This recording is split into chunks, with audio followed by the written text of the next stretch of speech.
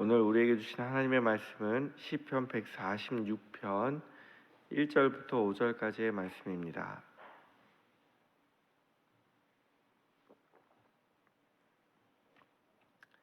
시편 146편 1절에서 5절 말씀 한 절씩 교독하고 5절은 같이 읽겠습니다. 할렐루야, 내 영혼아 여호와를 찬양하라.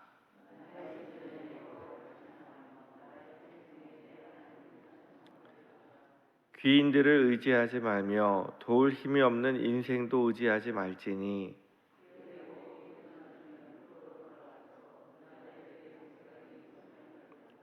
5절입니다.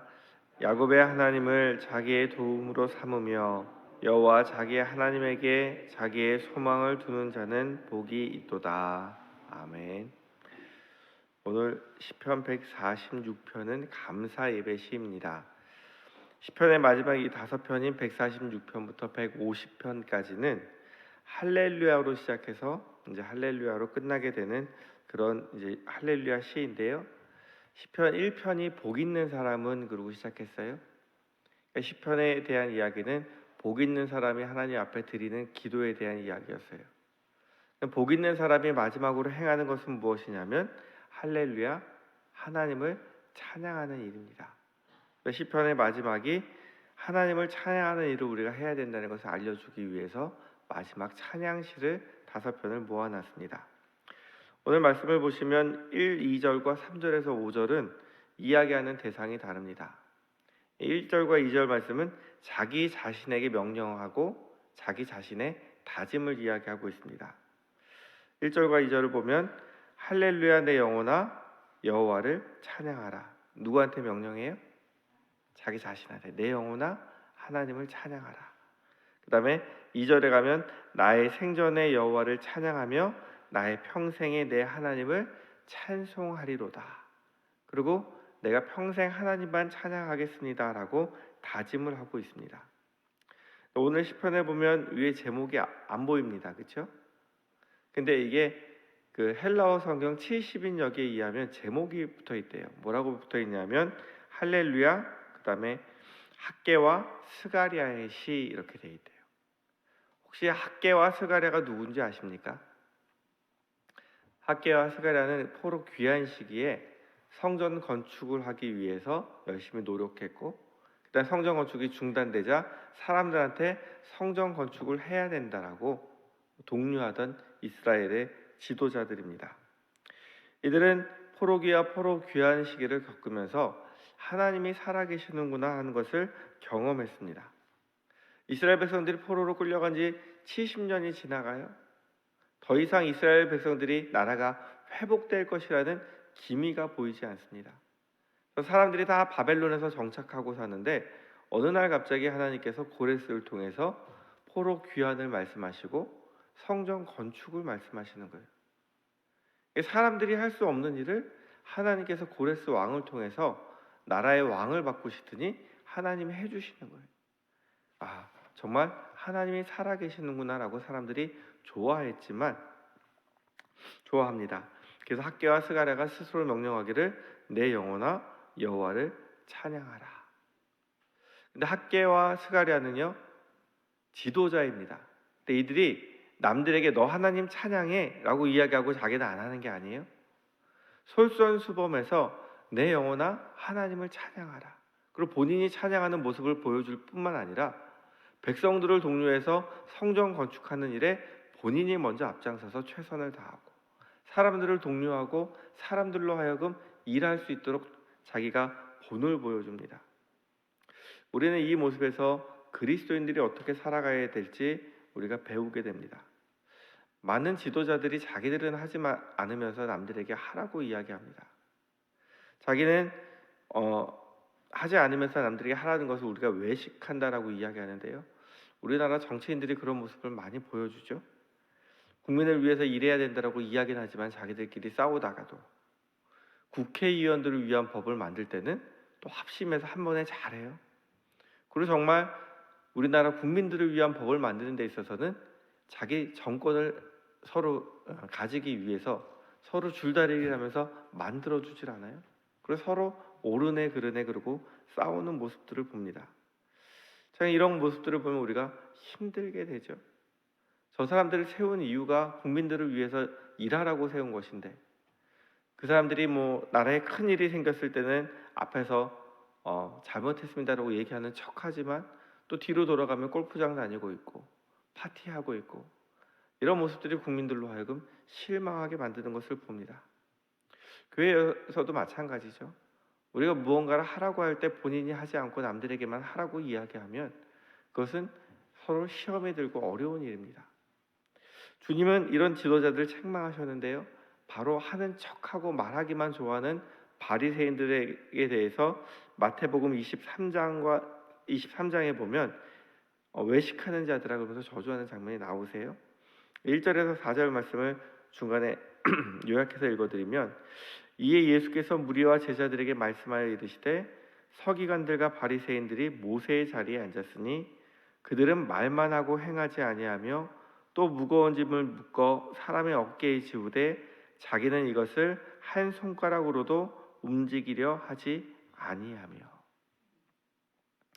남들에게는 이래야 됩니다, 저래야 됩니다 하면서 모세의 자리에 앉아서 법을 제정하고 이렇게 저렇게 시키는 거예요. 판단을 하는 거예요. 근데 자기는 하지 않는 모습을 보이는 거예요.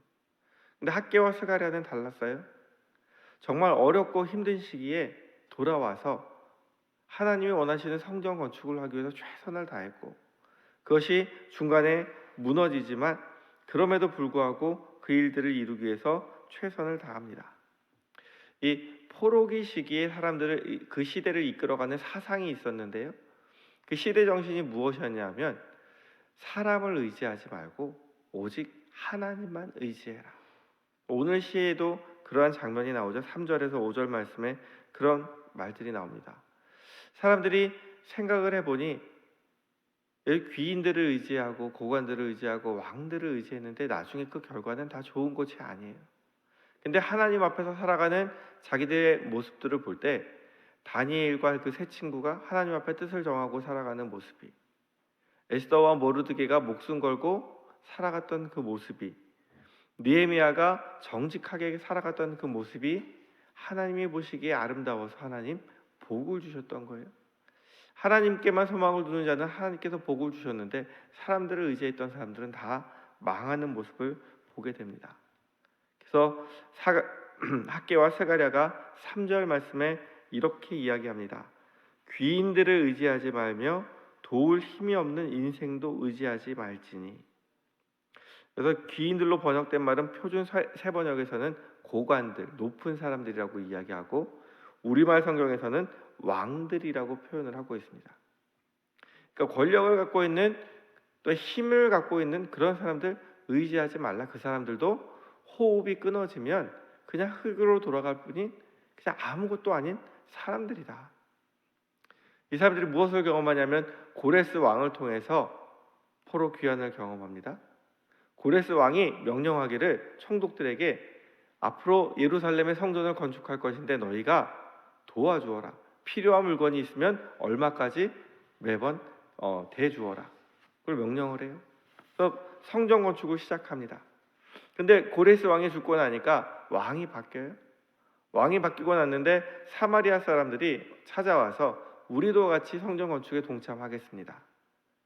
했더니 유대인들이 뭐라고 하냐면 너희들은 피가 섞여서 안 돼. 너희들 부정하니까 너희들과 함께 할 수 없어. 이 사람들이 원한을 품는 거예요. 그리고 돌아가서 아닥사스다 왕에게 상소를 보내요. 이 사람들이 지금 성전을 건축하고 성벽을 건축하려고 하는데 이 사람들이 원래 반역하는 사람들입니다. 이 땅에 큰 왕이 있었는데 주변 나라들을 다 통합해서 자기가 세금을 받고 아마 이것이 건축되고 나면 왕을 힘들게 할 것입니다. 이렇게 조서를 올려요. 근데 아닥사스다 왕이 그것을 보고 나서 왜 이것을 시작했는지 고레스 왕의 칙령은 보지 않고 이전의 역사만 보면서 이 사람들 위험한 사람들이니까 중단시켜야 되겠구나. 그리고 성전 건축을 중단시켜요. 왕을 의지했어요. 고레스 왕을 의지하고 고관들을 의지했어요. 그런데 권불 10년이라고 권력이 10년이 가지 않아요. 그러니까 그 연이 끊어지듯이 성전 건축하던 그 힘이 끊어져 버리는 거예요. 참 어렵고 힘든 시기입니다. 그래서 이 학개와 스가랴는 귀한 것을 깨닫습니다. 의지할 것이 사람이 아니라 정말로 하나님이셨구나. 우리가 내심 고레스 왕을 의지했는데 하나님 아니라고 말씀하시는구나. 하나님 앞에 열심히 있었어요. 최선을 다했어요. 충성을 다했어요. 그런데 고난과 환난이 다가옵니다. 그들이 성전 건축을 위해서 하나님의 뜻을 이루기 위해서 최선을 다했지만 성전 건축이 중단돼요. 우리가 살아가다 보면 열심히 하나님 믿고 섬겨도 어려움을 당할 때가 있습니다. 힘든 일을 당할 때가 있습니다. 그럼에도 불구하고 우리가 실망하고 낭망하지 아니해야 될 것은 오늘 학개와 스가랴가 5절 말씀에 무엇이라고 이야기하냐면 야곱의 하나님을 자기 도움으로 삼으며 여호와 자기 하나님에게 자기의 소망을 두는 자가 복이 있다. 여기서 사람에게 소망 두지 말고 하나님께 소망을 두라고 이야기하면서 야곱의 하나님이라고 이야기해요. 야곱의 하나님이 어떤 하나님입니까? 야곱이 형 에서를 피해서 외삼촌 집으로 도망가요. 그때 베델에서 나타나신 하나님께서 뭐라고 말씀하시냐면 내가 어디로 가든지 네가 무엇을 하든지 내가 너와 함께하며 내가 너를 통해서 이루고자 하는 일을 다 이루기까지 너를 떠나지 아니하리라. 그리고 야곱의 인생과 하나님 동행하시면서 필요하고 힘들 때마다 하나님께서 도우시고 지키시고 하나님께서 인도하셨어요. 그래서 이 사람들이 생각하기를 비록 성전은 건축하는 것이 중단되었지만 우리가 야곱의 하나님을 나의 도움으로 삼으면 하나님께서 분명히 하나님의 뜻을 이루시고 하나님 도와주실 것이다. 그 믿음대로 되었습니까? 안 됐습니까? 되었죠. 그래서 이야기하기를 야곱의 하나님을 자기 하나님으로 삼고 하나님에게 소망을 두는 자가 복이 있다라고 이야기하고 있습니다. 학개와 스가랴가 비록 큰 실패를 경험하고 성전 건축이 중단되는 어려움을 겪으면서도 사람들을 독려하고 격려하는데 최선을 다했습니다. 그리고 결국은 하나님의 뜻을 이루는 일에 크게 쓰임 받았습니다. 그들이 그렇게 할 수 있었던 이유는 딱 하나입니다. 하나님을 나의 하나님으로 삼고 하나님께 소망을 두었기 때문입니다. 우리는 때로 어려운 일이 생기면 보이지 않는 하나님보다 보이는 사람을 의지하고 싶은 유혹에 빠지게 됩니다. 내 주변에 힘 있고 능력 있는 사람이 있으면 그 사람이 나를 도와주지 않을까? 누가 나를 이 문제를 해결해 주지 않을까? 그런데 오늘 말씀은 우리가 하나님을 찬양해야 되는데 찬양할 이유는 그 바로 도움 되시는 분이 사람이 아니라 누구라고요? 하나님이시라고 선포하고 있습니다. 이 야곱을 도우셨던 하나님이 우리 인생과 함께 하시면서 우리가 어디를 가든지 우리가 무엇을 하든지 우리와 함께 하시면서 하나님의 뜻을 이루기까지 떠나지 않으시고 우리의 평생에 하나님을 찬양할 수 있도록 도와주실 줄 믿습니다. 하나님께서는 우리가 사람을 의지하지 않고 하나님만 의지하기 원하고 계십니다. 기도하겠습니다. 하나님 아버지, 우리는 하나님을 찬양하라고 이야기하지만 막상 내 삶 속에서는 하나님을 높이고 찬양하기보다 입으로만 찬양해야 한다고 할 때가 많음을 고백합니다. 간절한 마음으로 나의 하나님 아버지께 기도하지만 실제로는 나를 도와줄 사람들을 찾고 의지하는 경우도 많았음을 고백합니다. 학개와 스가랴가 큰 고난과 실패를 경험했음에도 불구하고 하나님을 찬양하고 하나님께만 소망을 두었던 것처럼, 그래서 하나님이 주시는 복을 경험했던 것처럼 우리도 우리와 함께 하시고 도우시는 야곱의 하나님을 나의 하나님으로 삼고 하나님께만 소망을 두고 믿음으로 하나님께 나아가는 하나님의 자녀가 되기 원하오니 성령 하나님, 우리의 마음과 생각을 주장하여 주시고 믿음의 길을 걸어갈 수 있도록 도와주옵소서. 예수님의 이름으로 기도드립니다.